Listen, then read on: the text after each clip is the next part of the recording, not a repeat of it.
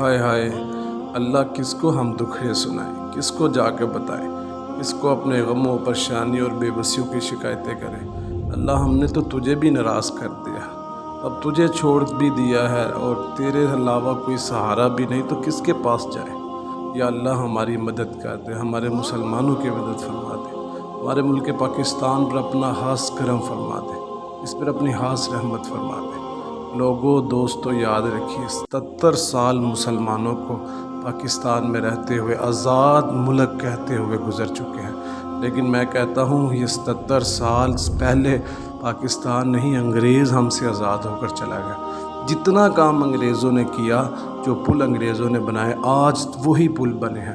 یہ کیسے ہو سکتا ہے کہ ہر سال سیلاب آتا ہے اور ایسے نالائق لوگ بیٹھے ہیں کہ جن کو پتہ ہی نہیں چلتا اس کو کیسے کنٹرول کیا جاتا ہے۔ تو یاد رکھیے، اس میں ہمارا مسئلہ ہے، ہمارا فالٹ ہے، ان کا نہیں فالٹ ہے۔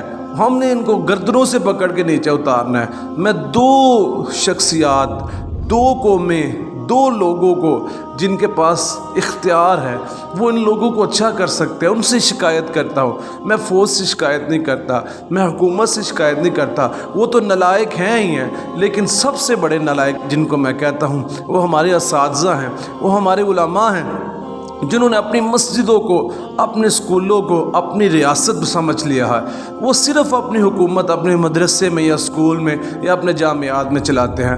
خدارا آپ کے سامنے بنتی ہے، آپ کے سامنے ہاتھ جوڑ کر میں التجا کرتا ہوں، یہ درخواست کرتا ہوں کہ اپنی قوم کو جگائیں، ان لوگوں کو بتائیے، ان بچوں کو سکھائیے کہ آپ آزاد ہیں، آپ غلام نہیں ہیں، آپ بات کریں، آپ لوگوں کو ان کا احساس دلوائیں۔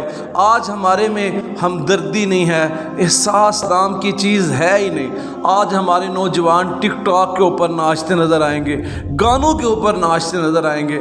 مجال ہے اچھی کوئی بات کریں، ہماری بیٹیاں، ہمارے بیٹے۔ بھائی اگر آپ کو بہت شوق ہے ٹی وی پہ آنے کا، ٹک ٹاک پہ آنے کا، تو آپ کے اندر جو اللہ نے قدرتی طور پر فن رکھا ہے، آپ اس کو اجاگر کریں، آپ اس کو لے کر آئیں اپنے پاس۔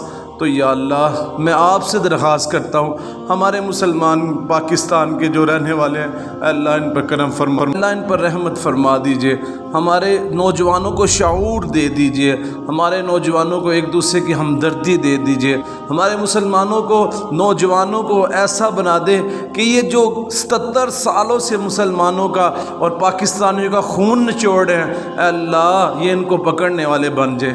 اے اللہ وہ بھی ہمارے بھائی ہیں لیکن وہ راہ راست سے دور ہو چکے ہیں۔ اے اللہ تو مکمل ملک پاکستان پر اپنا خاص کرم فرما دے، اور اللہ ان لوگوں کو، یہ جو ہمارے بڑے ہیں، ان کو سمجھ دیجئے کہ اپنی نوجوان نسل کو، اپنی اولاد کو باشعور بنائیں۔ صرف الفاظ کو رٹانا، الفاظ سیکھنا کوئی چیز نہیں ہے۔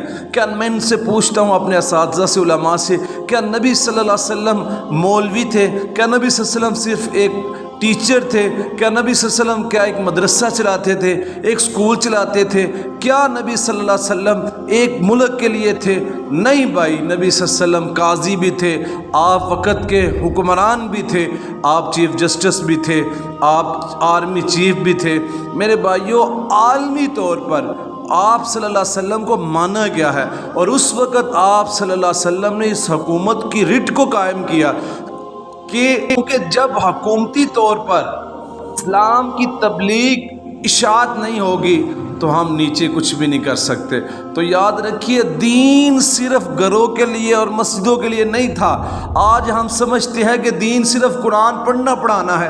نہیں نہیں نہیں، یہ اللہ سے کرے دور تو تعلیم بھی فتنہ، املاک بھی، اولاد بھی، جاگیر بھی فتنہ، ناحق کے لیے اٹھے تو شمشیر بھی فتنہ، شمشیر ہی کا نعرہ تکبیر بھی فتنہ ہو سکتا ہے جب آپ اس کو اچھے طریقے سے استعمال نہیں۔ پھر آپ سے درخواست کروں گا، صرف بچوں کو لفظ رٹانا نہیں ہے، لوگوں کی اچھی تربیت کرنی ہے، ان کو شعور ڈیولپ کرانا ہے ان کے اندر۔